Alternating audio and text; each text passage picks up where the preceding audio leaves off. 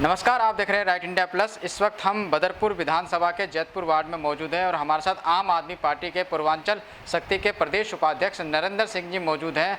तो आज हम इनसे बातचीत करेंगे। जिस तरह से राजधानी दिल्ली में आरोप प्रतिरोप की राजनीति जो है गरमाई हुई है, आम आदमी पार्टी और बीजेपी दोनों ही एक दूसरे पर आमने सामने खड़े होकर आरोप प्रतिरोप का जो हमला कर रहे हैं, उसको लेकर नरेंद्र सिंह जी का क्या मानना है। जो गंभीर आरोप उपराज्यपाल के ऊपर आम आदमी पार्टी लगा रही है और बीजेपी जो है कहीं ना कहीं मनीष सिसोदिया के ऊपर चोर होने का इल्ज़ाम लगाती है, उसको लेकर नरेंद्र सिंह जी का क्या कहना है, आइए जानते हैं इनसे। सर, सबसे पहले स्वागत है आपका राजकीय में। आपका भी, आपके चैनल का भी हम हृदय से स्वागत करते हैं। सर, पूरी दिल्ली में देखा जा रहा है कि मनीष सिसोदिया चोर है, इस तरह के नारे पूरी दिल्ली के अंदर लगाए जा रहे हैं। कहीं ना कहीं भारतीय जनता पार्टी के द्वारा शराब नीति में घोटाला मनीष सिसोदिया जी ने किया है, ऐसा आरोप लगाया जा रहा है। तो क्या कहना चाहते हैं, किस तरह से इस आरोप को नकारेंगे, झुटलाएंगे आप? देखिए, चोर को चोर ही नज़र आता है। पूरी दिल्ली ने देखा, पूरे देश ने देखा। मोदी जी ने ईडी का छापा डलवाया शिक्षा मंत्री डिप्टी सीएम मनीष सिसोदिया के घर पे। एक नए पैसे का कोई डिस्प्यूटेड केस नहीं निकला। उसके बाद उनके बैंक के लॉकर को भी जाकर के ईडी ने खंगाला, वहाँ भी एक नए पैसे का कुछ भी नहीं मिला। केवल जो है 60-65 हज़ार रुपये के जेवरात वगैरह मिले, जो कि एक डिप्टी सीएम के लिए बहुत छोटी सी बात है। ऐसा तो प्रायः हर घरों में इतना जेवरपाती होता ही रहता है। लेकिन भारतीय जनता पार्टी केवल बदले की राजनीति कर रही है, आम आदमी पार्टी की छवि को ख़राब करना चाहती है। और वो भी छवि इसलिए ख़राब करना चाहती है कि गुजरात को देखते हुए बीजेपी हिल गई है। उसे पता है कि मोदी का गढ़ इस बार साफ हो जाएगा गुजरात में। उसी बात को देखते हुए भारतीय जनता पार्टी, मोदी जी, अमित शाह, ये सब मिल कर के आम आदमी पार्टी की छवि को धूमिल कर रहे हैं। लेकिन सूरज की तरफ धूल फेंकने से सूरज की रोशनी कभी कम नहीं होती। ये लोग जो है अरविंद केजरीवाल के ऊपर धूल फेंक रहे हैं, उससे केजरीवाल की छवि और निखर के सामने आ रही है। सर, जैसे कि आप आरोप लगा रहे हैं कि जो गुजरात में आम आदमी पार्टी जा रही है और आम आदमी पार्टी का जनादेश बढ़ रहा है, ऐसा आप लोग बोलते हैं आम आदमी पार्टी। तो बीजेपी क्यों घबराएगी, क्यों डरेगी? क्योंकि मोदी जी का गढ़ है, मोदी जी वहाँ के मुख्यमंत्री रहे हैं और जो है आज भी जो है बीजेपी का ही मुख्यमंत्री गुजरात में है। फिर बीजेपी डरेगी क्यों? बीजेपी इसलिए डरेगी, आप लोगों को पता होगा कि दिल्ली में भी कांग्रेस की सरकार थी। शीला दीक्षित 3 बार की मुख्यमंत्री थी, 15 साल उन्होंने शासन चलाया था। उसके पहले दिल्ली में बीजेपी की सरकार थी, बीजेपी के मुख्यमंत्री हुआ करते थे। लेकिन एकदम से कांग्रेस सफा हो गई और भारतीय जनता पार्टी की केवल 3 सीट आई। यहाँ तक कि इनका जो सीएम कैंडिडेट थी किरण बेदी, वो भी जो है चुनाव हार गई, उनकी जमानत जब्त हो गई। तो गुजरात में बीजेपी की हुकूमत है, उनके मुख्यमंत्री हैं, लेकिन वहाँ इनका सुपड़ा साफ हो रहा है। बीजेपी इसी से घबराई हुई है कि किसी तरह से इनकी छवि को धूमिल करो तो उसका हमें फ़ायदा मिलेगा। लेकिन जब जब बीजेपी ने ऐसा कुकृत्य काम किया है, आम आदमी पार्टी का वोट प्रतिशत लगातार बढ़ता चला गया है। 6% वोट जो गुजरात में बढ़ गया जब इन्होंने इनके घर पे छापा डलवाया। 3% वोट फिर बढ़ गया जब इन्होंने इनके बैंक लॉकर में खंगालना शुरू किया। तो बीजेपी तो एकदम घबराई हुई है, इसीलिए उल्टा सुल्टा काम वो कर रही है। सर, क्या लगता है आपको, जिस तरह से काफ़ी लंबे समय से गुजरात जो है बीजेपी का गढ़ रहा है और गुजरात मॉडल मोदी जी ने पेश किया है, आम आदमी पार्टी पहली बार वहाँ पे चुनावी मैदान में जा रही है, तो क्या लगता है आपको सफलता मिल पाएगी? आपको क्या गुजरात जीत पाएंगे आप? गुजरात मॉडल पे अब इस समय केजरीवाल मॉडल जो है भारी पड़ रहा है, नाले पे दाला हो गया है। गुजरात मॉडल कभी हुआ करता था, लेकिन इस समय केजरीवाल मॉडल जो है पूरे विश्व पटल पर छाया हुआ है। आप लोगों को पता होगा कि यूएन के बहुत बड़े पेपर ने केजरीवाल की नीतियों का और इनके शिक्षा मंत्री के जो शिक्षा पद्धति है उसने पेपर में निकाला था, जबकि और जल्दी से उस पेपर में किसी की खबर निकलती नहीं है। तो इनका गढ़ तो है, और वही गढ़ जब टूट रहा है तब इनको दर्द हो रहा है। इसीलिए ये अपना गलत सलल काम कर रहे हैं, जिससे बीजेपी भारतीय जनता आम आदमी पार्टी की छवि धूमिल हो। सर, जैसे कि आपने अभी बोला कि यूएन के अखबार में जो है शिक्षा मॉडल जो है मनीष सिसोदिया के जी का जो इश्तहार आया था, लेकिन जो दक्षिण दिल्ली के सांसद रमेश बिधूड़ी जी हैं, उनका तो ऐसा आरोप था कि वो जो द न्यूयॉर्क टाइम्स में जो ये खबर आई थी, जो फ्रंट पेज पर खबर आई थी, ये कहीं ना कहीं पैसा देकर प्रचार केजरीवाल जी ने किया है, मनीष सिसोदिया जी ने किया है, क्या कहेंगे? ऐसा है, माननीय सांसद रमेश बिधूड़ी जी जो हमारे भी सांसद हैं, उनके वक्तव्य हमेशा उल्टा होते हैं। पहले वो कहते थे कि खुजलीवाल केजरीवाल जी को, आज उनके नेताओं को ही खुजली हो रही उल्टे, ये रोग जो है उनको ही लग गया। उसके बाद भारतीय जनता पार्टी कहती है कि मैं विश्व की सबसे बड़ी पार्टी हूँ, और भारतीय जनता पार्टी के पास पैसा बहुत है, उनके पास बहुत चंदा इकट्ठा हुआ है। तो अगर पैसे से ही खबर निकलती तो क्यों नहीं निकलवा ली अपनी खबर? खबर कहीं पैसे से निकलती है, खबर सच्चाई से निकलती है। मीडिया को उन्होंने, हिंदुस्तान की मीडिया को तो उन्होंने गोदी मीडिया बना दिया है, लेकिन विश्व कोई मीडिया को जो है गोदी मीडिया नहीं बना सकते। इसलिए इनका वक्तव्य एकदम झूठा है, और रमेश बिधूड़ी जी हमेशा झूठा वक्तव्य देते हैं। सर, अगर बात करी जाए दिल्ली के उपराज्यपाल वी.के. सक्सेना जी की, तो सक्सेना जी के ऊपर आप भ्रष्टाचार के आरोप लगा रहे हैं और सीबीआई जांच की मांग करते हैं और ईडी की जांच की मांग करते हैं, तो क्या आधार है आपके जो आरोप आप लोग लगा रहे हैं? आंकड़े कहां से लेके आए? इन आंकड़ों का क्या आधार है आपका? वी.के. सक्सेना जी पहले खादी ग्रामोद्योग में चेयरमैन थे। उस समय इन्होंने घोटाला किया, केवीआईसी के चेयरमैन बनाए गए थे। मोदी जी ने जन धन योजना के अंतर्गत पूरे भारत में लगभग सभी का खाता खुलवा दिया था। ये मोदी जी और बीजेपी खुद अपनी तरफ से कहती है।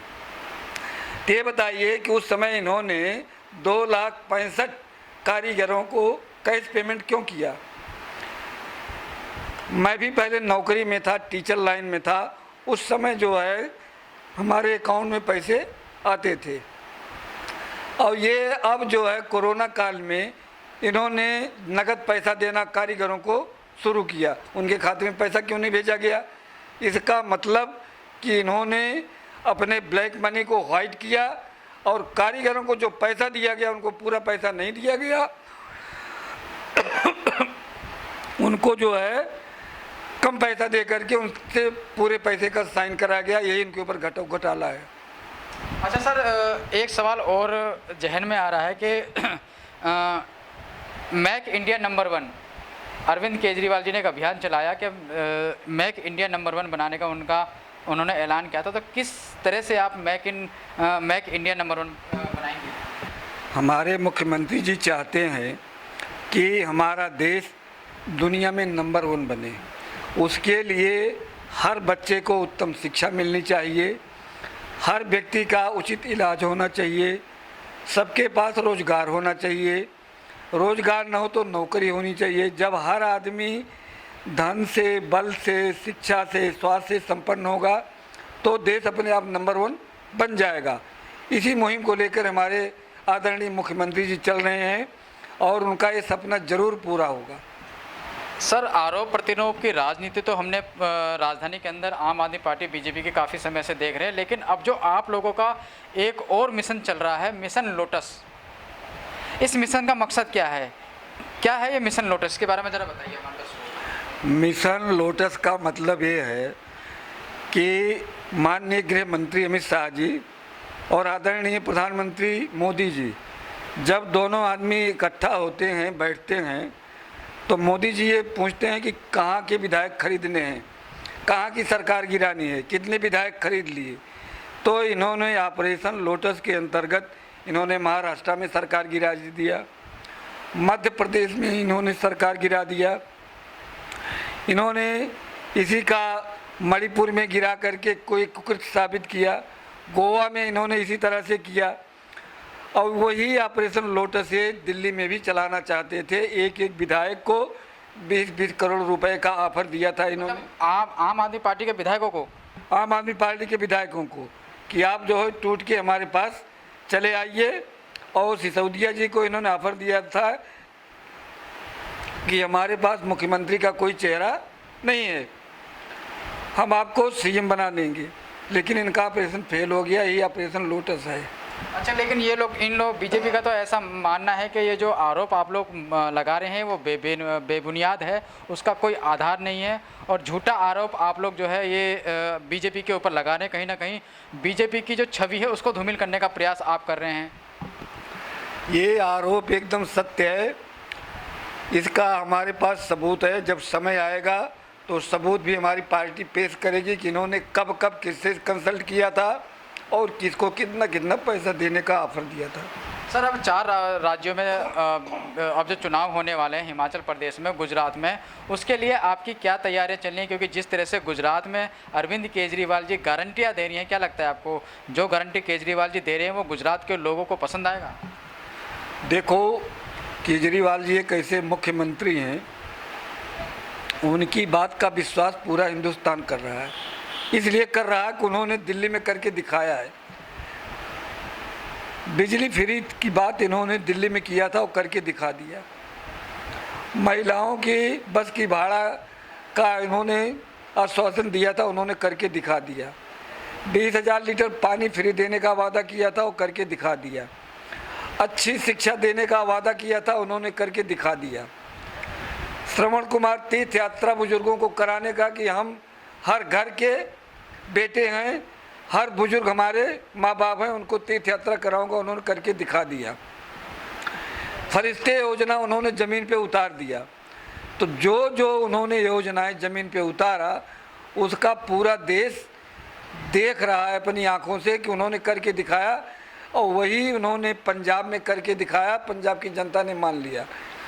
गुजरात और हिमाचल की जनता भी इनकी बात मानने के लिए तैयार हो गई है और हमारी दोनों जगह पूर्ण बहुमत से सरकार बनने जा रही है। सर, चलते चलते आपसे एक आखिरी सवाल पूछना चाहता हूं कि जिस तरह से आप लोग लगातार भारतीय जनता पार्टी के ऊपर और उपराज्यपाल के ऊपर और ईडी सीबीआई के ऊपर जिस तरह से आप लोग गंभीर आरोप लगा रहे हैं, अरविंद केजरीवाल जी के नाम का डंका आप हर राज्य में बजा रहे हैं और पूरी दिल्ली के अंदर जिस तरह से केजरीवाल जी का नाम को आप लोग उठा रहे हैं, तो कहीं ऐसा तो नहीं है कि 2024 में मोदी बनाम केजरीवाल का एक माहौल आप लोग बनाने की कोशिश कर रहे हैं, आम आदमी पार्टी बनाने की कोशिश कर रहे हैं? देखिए, माहौल तो बन चुका है मोदी वर्सेस केजरीवाल, लेकिन जैसे जैसे माहौल बनता चला जा रहा है वैसे वैसे मोदी जी का आम आदमी पार्टी के कार्यकर्ताओं के ऊपर, उनके विधायकों के ऊपर इनका रेट बढ़ती चली जा रही।